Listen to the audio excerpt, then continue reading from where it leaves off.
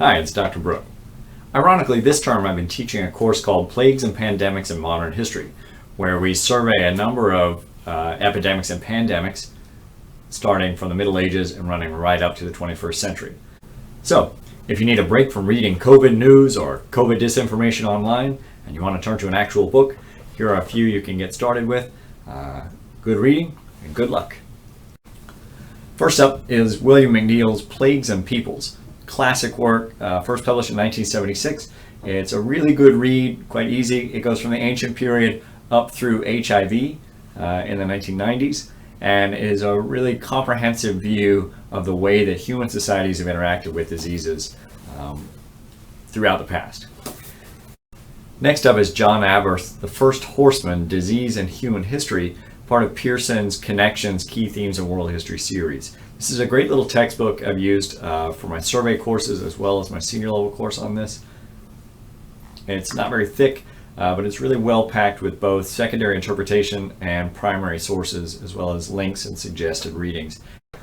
The third text, and my personal favorite, is Jay and Hayes's Burdens of Disease, Epidemics and Human Response in Western History. Published in 2007. This one's very comprehensive, very readable, really interesting. My students really dig it, and it's got a lot of really great perspectives and asks a lot of really good questions throughout the text. It's organized rather than by diseases along a thematic arc from the Middle Ages right up to the contemporary period.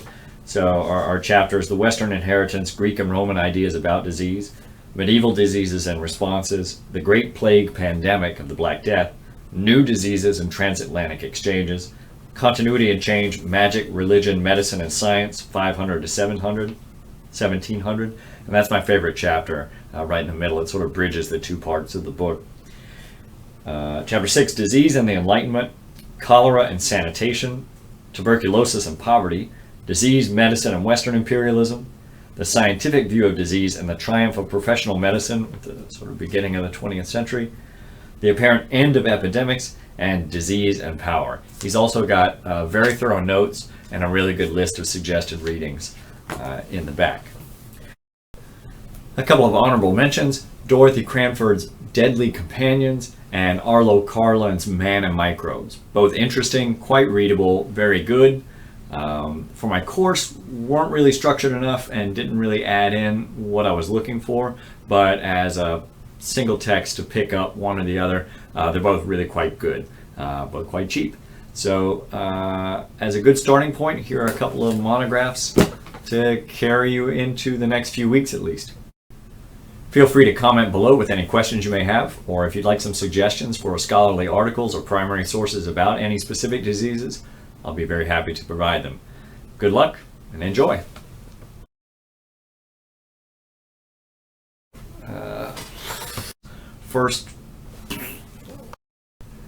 Next up is John Aberth. His Burdens of Disease, Epidemics and something, something, something.